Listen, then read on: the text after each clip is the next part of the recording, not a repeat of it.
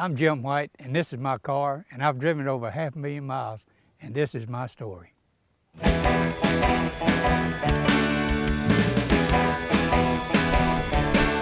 grew up in Shreveport, and it's really just a large, overgrown country town.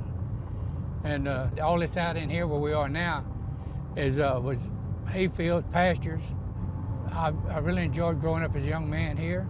When I was young, I was delivering groceries on bicycle.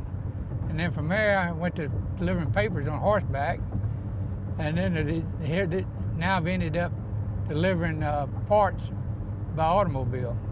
I work for a large package company and deliver their computer parts.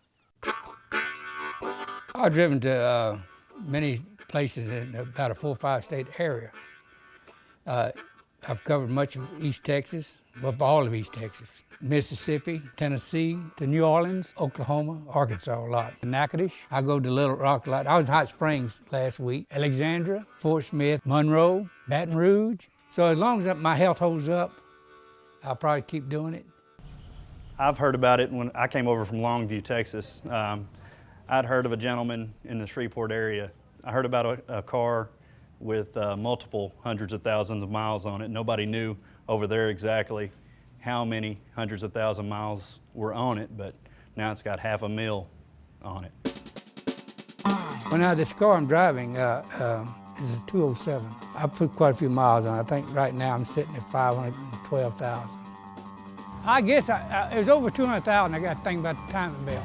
But then I found it didn't have a belt, it had a chain. And I knew enough that I didn't hear the chain making any noise. As long as it wasn't making any noise, I wasn't too concerned about it. Later on in my mind, I got on up over 300,000, 400,000. I didn't trust it. So at 406,000, I said, well, I'm going to change it. And so I got a hold of this fellow I know who's a very good mechanic. So I took it to him, and so I went to pick it up. He said, Mr. White, he said, you didn't need a timing chain. He said, the car, it's all right. He said, I'll tell you something else. He said, that engine looked like an engine about 30,000 miles on it. He said, that engine's so clean you could eat off of it.